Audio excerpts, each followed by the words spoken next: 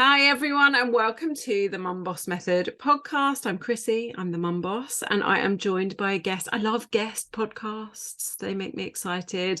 Camilla Collins, welcome to the Mum Boss Method podcast. It's awesome to be here. Thank you so much for having me, Chrissy. Pleasure. If you are listening to this, do check out the link to the video as well.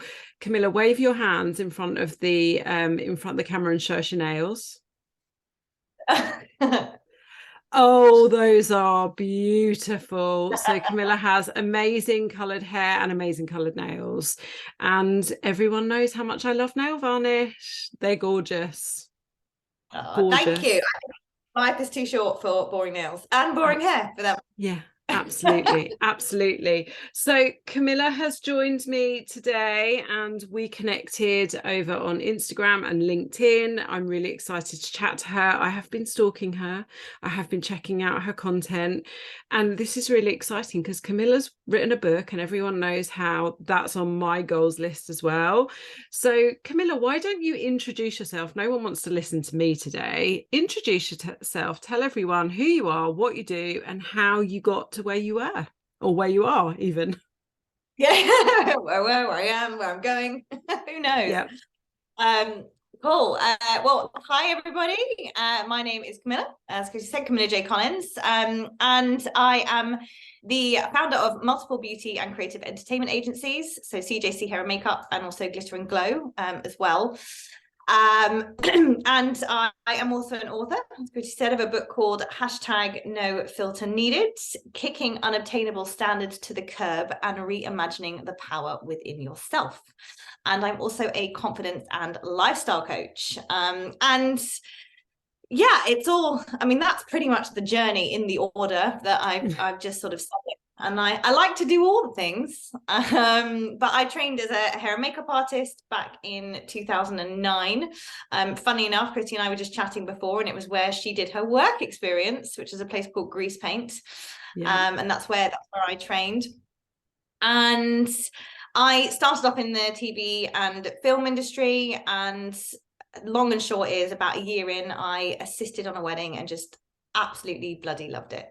It didn't feel like work to me. It just felt like hanging out with the girls on a Saturday morning. And as much as I love the prosthetics and the, creative stuff, I think I just loved the people and the vibe more. And I just felt like that's where I needed to be and what I needed to do. So I started building up my bridal agency in hair and makeup, and my bridal hair and makeup business. So it was just me freelancing. And then I got annoyed that you put all this like effort into kind of marketing, or you get asked to do a wedding or a few weddings on the same day, and you can only be at one place at once. So that's why I decided to sort of create the agency, because weddings can be quite seasonal, so you don't really work that much. Although it's changed a bit now, because people like to get the deals midweek and whatnot. But that's how I built up the agency, and why I built the agency. And then try and keep this quick and short, but around 2018, I was feeling really unsettled within my, I didn't know if it was within myself, it was within my career. I didn't know if I needed to change things or I needed to change me. And so I was doing, a bit of soul searching, a bit of digging kind of deep and trying to work out, what it is I'm here to do, from a purpose point of view as well. And lots of stuff came up for me, but, one of the things that, when I was really kind of thinking about my career, one of the main things that came up was how much, I guess, through business, makeup artistry had changed for me, and my makeup business has changed, and the work that I did, because I got into it for the creativity, the magic of makeup, of transformation, the temporariness of it all, the fun, the play, the creativity. And what I'd found increasingly over the years was that there was much more emphasis on, or much less emphasis on, the techniques and the kind of the fun part. It was very much about the products and, getting people to spend more money, and they were bringing out more and more, treatments. And some of them are absolutely great in terms of, building confidence, and the innovation is great. But the marketing, so much marketing messages, particularly with the rise in social media and just digital media as a whole, that we're viewing, was just making people feel worse and worse about themselves, or things wrong when there isn't really. And I came to the conclusion that I was actually a bit sick and tired of being part of that industry, and with my marketing having to kind of play to that as well. That's what I think wasn't really sitting right with me. And that's how the book came about. And it's a bit of an expose on the marketing tactics of the beauty industry. So there's a beauty bullshit busting section of the book in there. But it stems from my career as a makeup artist. It looks at how we've changed our appearance for thousands of years. There's nothing new to solicit power or status in some way, but really just guides the reader to build confidence from the inside out rather than the outside in, which we're encouraged to do through all the messages that we receive. And so that was, the book was launched just before we went into lockdown. And I've been kind of sort of coaching around confidence and personal image and things like that as well beforehand, but sort of really went into that and more into kind of the lifestyle piece as well. And I've just said to Christy, like, I've ended up kind of, there's a strong fitness element in some of the coaching that I do. It's not, it can be separate or part of, but that was really a lockdown diet that got out of hand that resulted in a couple of, quite a few bodybuilding shows over the last couple of years. So yeah, that's me in a nutshell, and kind of the journey, I guess, of my career thus far. Yeah, amazing. And I guess that's where we cross over, is this element of building confidence from the inside out. So mums come to me to help them with weight loss, with their nutrition, with becoming, fitter and healthier. And their confidence, they want to feel better in their clothes, look better in their clothes. They don't want to stand in front of the wardrobe every time they get invited out for dinner with their friends and do that. I don't have anything to wear because nothing fits me or nothing looks very good. And actually the work I do, yes, whilst I'll help them clean up their diets and help them get moving, so much of what comes from inside then starts to show outside with them, and they might have this, I want to get into a size 12 pair of jeans, but actually they go out and buy a size 16 pair of jeans and they feel fabulous because they've done the work on the inside. And that's where we cross over, I guess, for sure. Absolutely. And it's that it's the whole mindset shift, isn't it? And doing the work kind of side. People come, I used to do this with the conversations that took place in the makeup chair as well. I think that was actually, I think the makeup was about 10% of it. It was 90% of the conversation that was happening in the makeup chair, in order for making people feel confident about themselves, and just shifting perspective on themselves as well. Because when you sit in front of a mirror for a prolonged period of time having your makeup done, if you're not used to doing that, and I think a lot of us aren't used to looking at ourselves for a long period of time, we run away from that.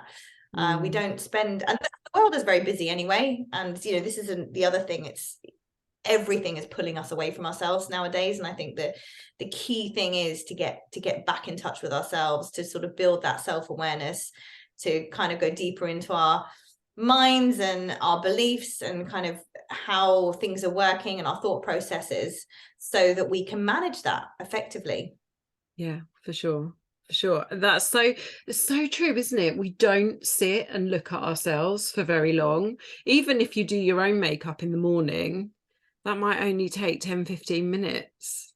Most of the women I talk to avoid the mirror. Yeah, and I think you're on autopilot as well when you do it. So it's like brushing your teeth. Yeah, just actually not engaged. You're not engaged with your reflection either, or engaged with yourself. You're just kind of doing it automatically. But staring at yourself can be uncomfortable, because then you start noticing stuff that you didn't see before. Yeah, for sure. When you wrote the book, what was in your head to, if I pick up the book and I read it, what do you want me to do with what's in that book at the end of it? What's going to be different for me? So really, it's just, well, I want you to feel good. I want to feel like, I want you to feel like you've basically got everything inside of you that you could possibly need. And that's, you don't need to be, you know, buying things or, you know, having, you know, fixing on other things, that actually doing the work on yourself. And, you know, with a bit of kind of lifestyle management as well, because, you know, there is a little bit of talk of fitness in there, and diet, nutrition and stuff as well. It's got all the, you know, it doesn't go hugely into everything, but it touches on everything. And really, yeah, it's one of empowerment. I want people to feel empowered, that they actually can do everything themselves, you know, with a few kind of tweaks, the powers within them, and then they can build from there. And, you know, with all this stuff, it's not just, oh, I do this for a certain amount of time and therefore I am done and sorted. You know, it's ongoing, and things that, you know, work for us for a period of time eventually stop working. Like nothing lasts forever. And, you know, switching up our routines is really important. Sometimes we have habits that are great and they serve us, and then they actually stop serving us and they start hindering us, really, and we have to let those habits go. So it's really, I always say, like, management is just keeping on top of these things and keeping that self-awareness within us to just manage it all, really, and tweak things as we go, so that we can live optimally and the most happily, if that's even a word, possible. And it's interesting that your book really focuses on, you know, busting those beauty industry myths and things. And we were talking before I hit record, I love skincare and makeup. I always have, because I wanted to be a makeup artist when I was younger. I always have. And, you know, but I also like really nice shoes, although lockdown ruined my love of shoes. I just walk around. I just walk. Well, I was talking to my clients about this last night. Do you still use a handbag like you used a handbag before lockdown? No, because also, like, we just don't carry cash anymore, do we? No. I have a bum bag. I've got 2 dogs, and I have this bum bag, and it's like I've progressed in the bum bag department. I mean, they're just from Amazon, but there's a nice big one that holds everything. And literally, like I will take that bag everywhere. It's for dog walking. It's got poo bags attached to it, or sometimes I hide them inside. But it goes to the gym with me. It's great for the gym. And then when if I'm going out in the evening, I just think, well, what's the point? Like, and I'm not that I'm moving out that much, but I'll just take this black bum bag with me. It's black. It goes with everything. Goes with everything. Yeah. But it's so with the makeup, you know, I know some of my clients and some of my friends are like, I need to get this, because that will make me feel better. But the same thing happens with shoes or bags or gym leggings or that hat or those sunglasses. You know, we buy these things because we think that's what's going to make us feel better, but actually knowing that you've got it all inside of you, and by tweaking some of the things you already do in your life, you can create the person, not even create, but you can be the person that you that is inside of you and you want to be. I love that about your book and how you've expanded that to all parts of life. It's amazing. Oh, absolutely. And there is a bit about purchasing power in there as well. And it's not actually, also I have a few people in the book as well, kind of speaking on their area of expertise, like my friend Zoe Aston, who's a therapist, Paula, who's a esthetician as well. And there's a woman called Rowena who used to work for the big kind of beauty chains, or beauty companies rather, she had a blog called Beauty and the Bullshit, I think. And I actually found her doing my research online. I was like, I need this woman. I need to talk to this woman. And she's book. So, and you know, she goes into the actual like realistic like things of what they do and twisting kind of statistics and all of that as well. But yeah, from the fashion industry, like it's big money, guys. It's big money in fashion. There's big money in beauty. And you know, some of these things are great. Like even if you think about, you could have like a MAC lipstick, or you could have like a Tom Ford, a Chanel lipstick. You know, there's the brand names as well. And absolutely treat yourself to things that make you feel good. But it's learning or knowing that you're okay without that. You know, and you're absolutely fine. And I think that's the fine balance as well.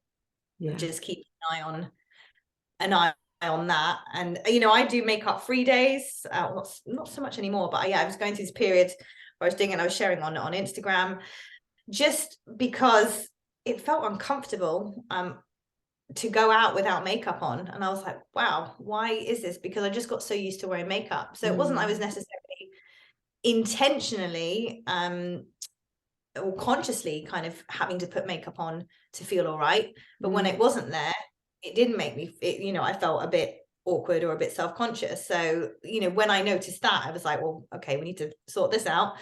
So I intentionally made a point of not wearing makeup, and then it was fine. It was normal again.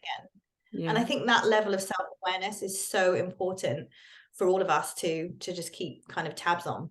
Yeah, for sure. Could you tell me a bit about your competing career? I would love to know a little bit about. You said it was a lockdown diet that went too far. What do you mean?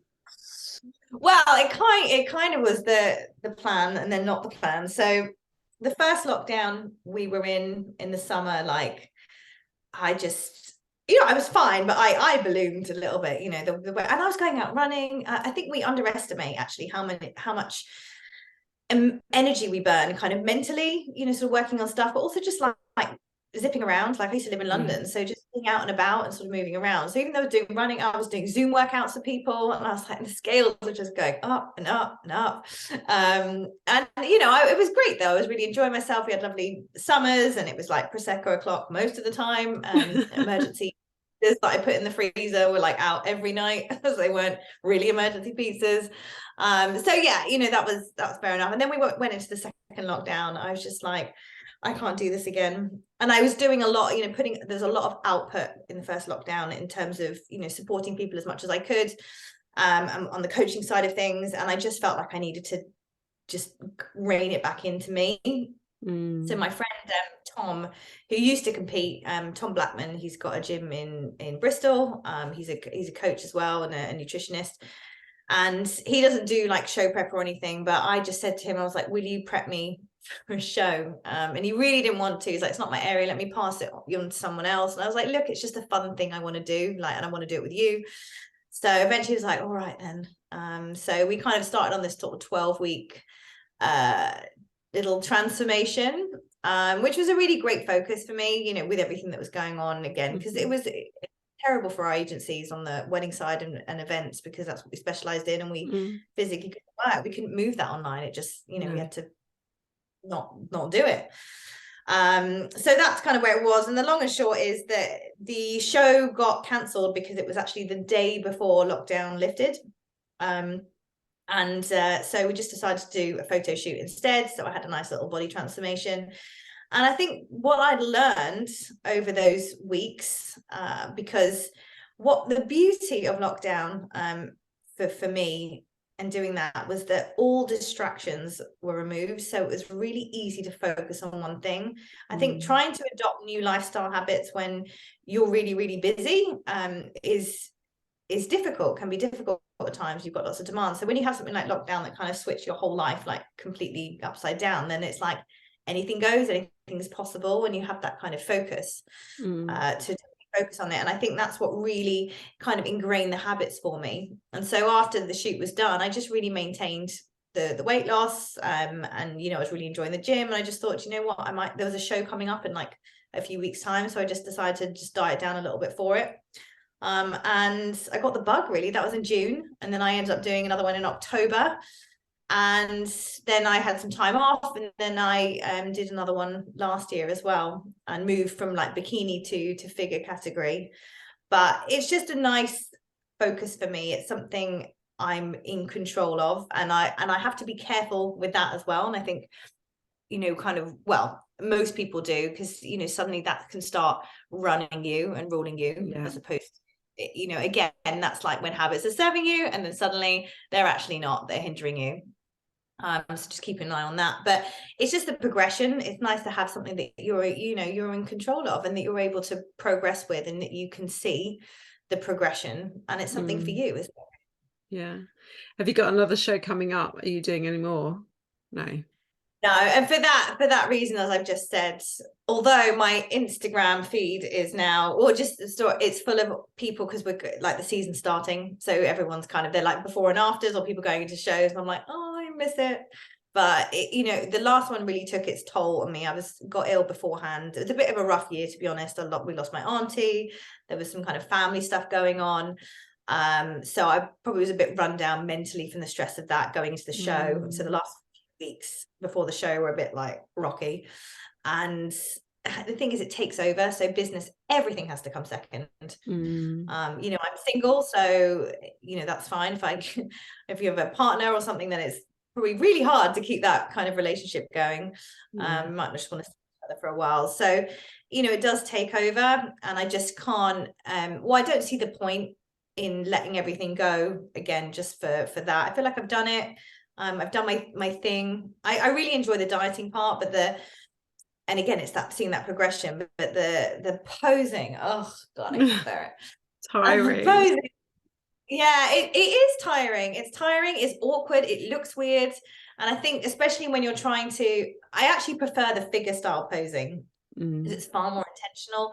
I guess I'm a bit of a tomboy, and I'm a bit of a clumsy person. So I'm not like a show pony, like flicking my hair and sort of I'm just not good at that. Whereas if it's like, show me a bicep, I'm like, yes, here I am. This is what I've worked for. So that comes more natural to me. But the bikini posing, yeah, and then you got the tan and the bikini. I mean, you know, it's expensive business as well. Like, it costs you like a lot of money to do. Yeah, I'm sure. Oh my goodness, it's amazing though. Well done for doing those things. Would you ever consider it? No. We can't tempt you. No, I don't think. No. I think. Yeah, I was listening to a podcast on the way back home this morning about it, and I just thought I probably could do it. But, you know, again, like you just said, I have a son, a needy Cocker Spaniel, a husband. So it's a good job he doesn't listen to this, because he just came third. A business, and I left the corporate world and left a corporate job to focus 100% on my business, to create more time and space in my family life. And by adding that in, I know I would take away that time and that space. And actually, I don't want to do that. That's, you know, that would be hard for me, I think. Yeah, it would be hard. To give that up. Not something, yeah, you're passionate about or you value. You've got other things that you value. Yeah, exactly. Your family. Yeah, it does. It does kind of take over, which, you know, I just see, you know, you see women sort of coming, I don't know, 40s, 50s, even doing their first show, like it's just a bit of a transformation kind of thing.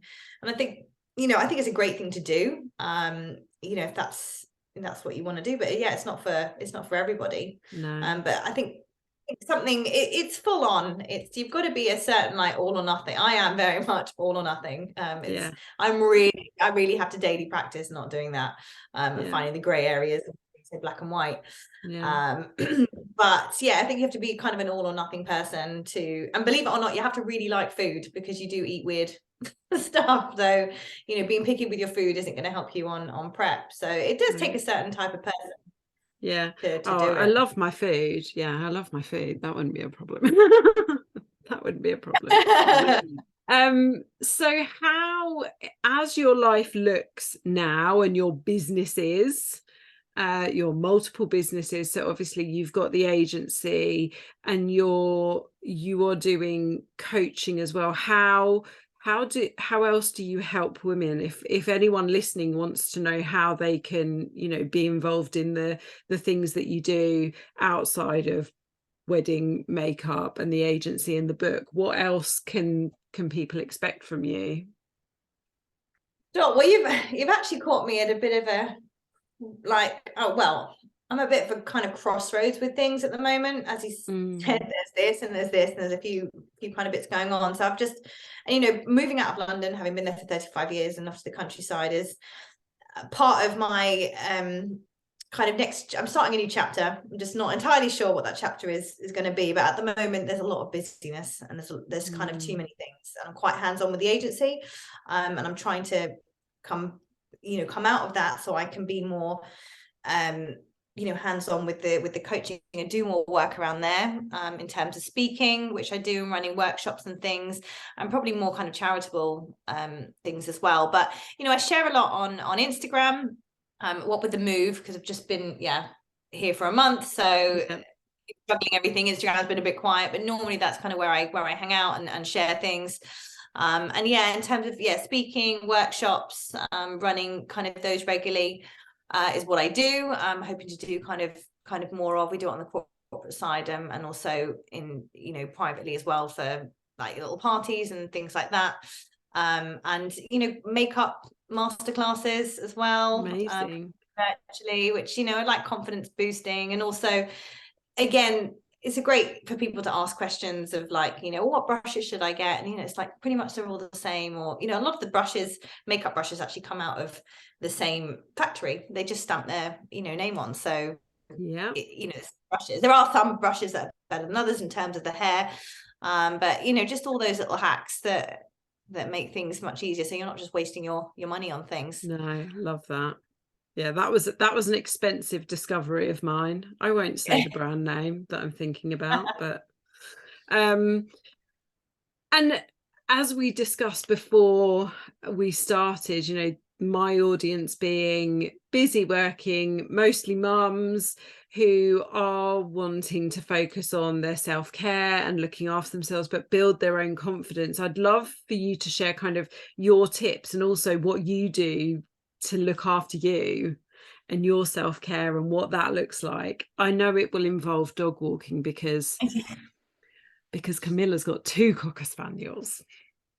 I feel like I spend my life walking or running, or I mean, I'm not walking them, they're usually walking me. Yeah, but that's standard.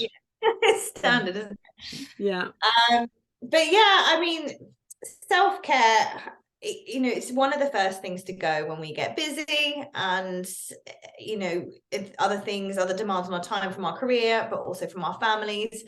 And I always say it's so important that it doesn't, because we can't actually do our job to our best ability. We can't care for our family to the best of our ability unless we are looking after ourselves in the first place. So as much as self-care, you might seem like you don't have time for it, or it's a selfish act, it's actually completely unselfish, and you've got to make the time for it. And I sometimes struggle to take my own medicine and remember these things, because I'm only human as well. But I mean, self-care, it's just carving out that time. I think giving myself more space in my day than is needed really helps, like, to keep anxiety kind of down. And just, you're right with the walking. So one of my is having a leisurely dog walk and getting a cappuccino on the way. Like, that is just, it's the simplest things, and it's so nice, because I spent a good few years, rushing. When I had one dog, I only had Arthur then. It's like rushing the dog out to get back to go on Zoom, and then, I've got to walk the dog again. And it wasn't, I wasn't walking because I wanted to walk necessarily. It felt like I just, I didn't have time, and it was checking off the list. So sometimes I'll wait till later in the day, so I can just have like a block of a few hours to go off and just be and give myself that time. And that's kind of a gift. And also, it's my quiet time to process as well, like process how I'm feeling about things, like what's going on, what's coming up, thoughts. And I think doing that is really important, whether it's in a hot bubble bath or just having like half an hour out to sit and listen to some music and just stare at the wall if you want to, but just to quieten the mind. Because if we don't, have that kind of time for ourselves, then when we go to bed at night, it's suddenly like, when everything quietens down, it's like all in your head, and it's kind of whirring around. So I think, having activities like, or non-activities like that in your self-care routine is super important. But also other things like little shopping trips, or window shopping. You don't have to spend any money, or treating yourself to something kind of nice, like I did a cream tea the other day. Like, I never have cream teas, like just nice, different. Is really good, because every time you do something like that for yourself, you're reinforcing the idea that you're good enough, and that you're that you deserve it, and that you're worthy, and that is what builds confidence. And every time you don't do your self-care, and you don't take care of yourself, and you don't pick a self-care activity, because I always say it's a non-negotiable, you should do something daily for at least now, whatever that looks like. But every time you put someone else or something else before you, and throughout your self-care, you're reinforcing the idea that you're not good enough, and you're basically saying to yourself, everything and everyone else is more important than I am. And if you keep doing that day in, day out, week in, week out, then you're not going to be a confident person, and you're not going to be a happy person, and there's going to be, you know, problems later down the line, and things that you're going to deal with, and you're eventually going to have to do the work on yourself anyway. So start incorporating it now, because it's so important. And we teach other people how to treat us by doing that. If we constantly put ourselves second or even lower down the list, we're constantly showing other people, even children, that we will come, I was just gonna say that, you know, that we will come second. Totally. And that's it, you know, and you know, I hear it often, and I don't feel like I can really comment, because I don't have, you know, I'm not a mum, apart from a dog mum, but I haven't, you know, I don't have a child. But I just think, you know, what are you showing your kids, you know, how to behave when they're older? You know, you putting everything else before you teaches them that they should put everything else before them as well. So when they grow up, they just inherit the same problems. So it's like all about and also with them, even putting them sort of before, of course, like, you need to take care of your children and the most important things, but it's the example that you're setting, and just, you know, forward actually how that's going to translate in their minds as well. And actions speak louder than words, you know, to act like that, than to tell them, okay, well, you know, don't do as I do as I say. Like, that doesn't work with children. No, it doesn't. Absolutely doesn't. Okay, so final question from me, which I didn't put on the list, but what's your favorite food? I love all food. I love all food. My favorite food. Is this like a death row meal kind of thing? Like, let's do that. Let's do that. Let's play that game. I said to someone the other day, like, I don't think I mean this though, I actually said it was going to be a Domino's pepperoni passion pizza, which is like the dirtiest food and doesn't even count as food. I don't know. I love all food. Like, I love a roast dinner, like beef, absolutely beef, nothing else, with all the horseradish. I do like a good, like, Sunday roast. But, you know, cheese and bread. If you just gave me some wine, cheese and bread, in fact, that's my last meal. That's all I need. Wine, cheese and bread. Wine, cheese and bread. That's just me. Nice. Yeah. What about you? So I was vegan for 6 years. And then in a holiday in France last summer, we were staying somewhere where you could not be vegan. I got no protein whatsoever, and I was a miserable cow. So my husband went out and bought some fish and just shoved this salmon in front of me, and he was like, eat that, because I can't spend 2 weeks with you here like this. You're too hungry.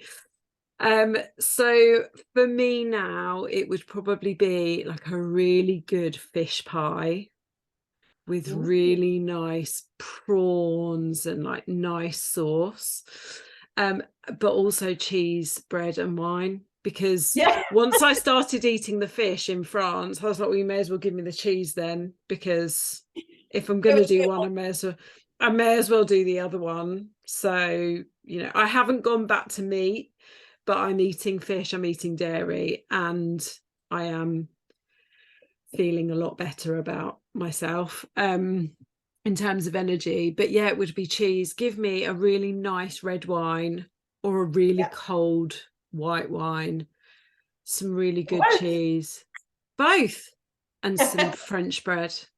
Happy days. Happy as a pig, happy as a spaniel in a muddy puddle. That I should that would be me. We're on the same page with that. I'm done for sure. Let's go to France. That's right. See you later, everyone. We're off to France. Camilla, I have really enjoyed this chat. I'm going to make sure that all your links are in the show notes, but you've got a few Instagram pages, haven't you? So I'll make sure that all of them are in there. And you know, I'd love to get you back at some point and talk a bit more, you know, if you're up for it, training, nutrition, exercise, things like that. I'd love that. Yeah, I love it. It has been an absolute pleasure to have you. Is there any last final messages that you want to share with my audience? No, just apart from a massive thanks for tuning in and listening to everybody, and a massive thank you to you for what's been like a damn good chat and just been a really, really nice conversation. So thank you so much for having me on. And Henry knows my goodbye tone, so he's just jumped up at me because he knows. Everyone, thank you so much for tuning in. Go check out the links in the show notes, give Camilla a follow, and make sure that you share the podcast and let everyone know that you loved it. And I will see you next week. Thank you very much.